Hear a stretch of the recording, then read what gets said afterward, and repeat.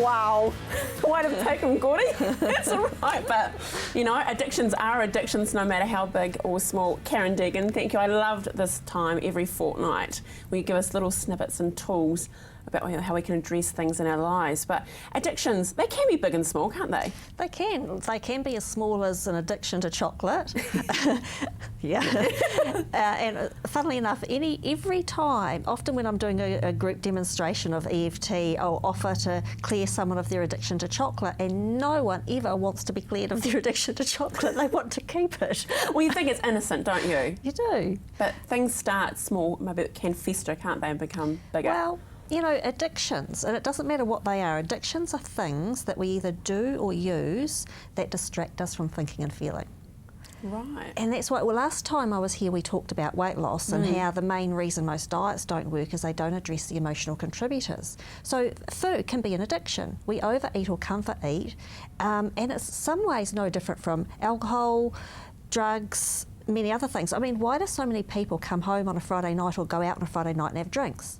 Because alcohol works brilliantly to block out all those thoughts and feelings about work that we just want to forget about. I'm not saying we should do it, I'm saying it works. So do drugs. I mean, drugs work. Not saying we should do them, they're terrible things. But the fact is, they work to block out those thoughts and feelings we don't want to have.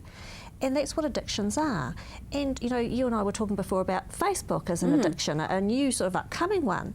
And people who are addicted to Facebook, you might think, oh, that's not so bad, but it really is because you're using it as a way of not being in real life. You know, I've even had people who've been addicted to gaming.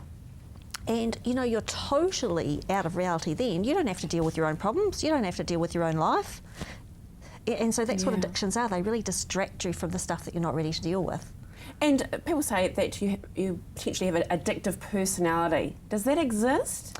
I don't know. I think that might be an excuse sometimes. I mean, the thing is, addictions, as I say, if you've got a lot of emotions, perhaps, you know, unresolved emotions from the past or stress that's current, then you're more likely to turn to, say, alcohol or something like that. I mean, after the earthquake, so many people started drinking more.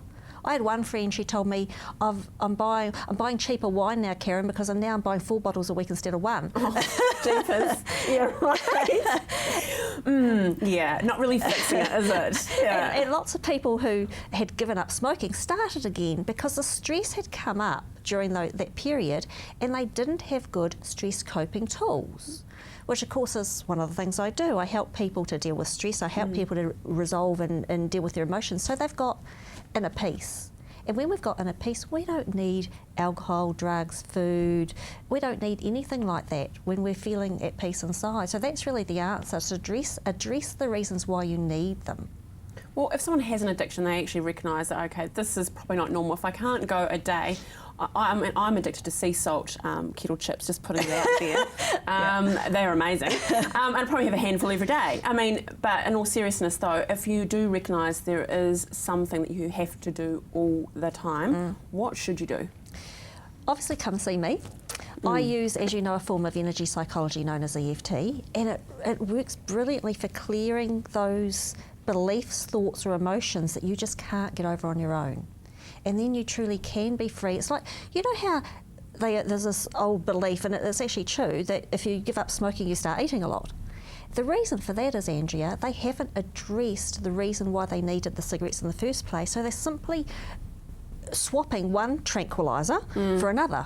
Tranquiliser, I mean tranquilising down your thoughts and feelings. They're simply swapping smoking for food because they haven't dealt with why they needed it in the first place. Okay, so it is really quite simple. What you've just acknowledged then is that if you've acknowledged it, fantastic, and big ups to you for doing that firstly, but is to just give you a call or go to your website, which is so informative, setfree.co.nz, and come to you and have a chat, have a conversation, and then start those steps on the road. And there we are, set free with EFT, Emotional Freedom Techniques. Phone 03 332 0526. You can drop Karen an email. Remember that website, setfree.co.nz. Thanks so much, Karen. Thank you, Good on Andrea.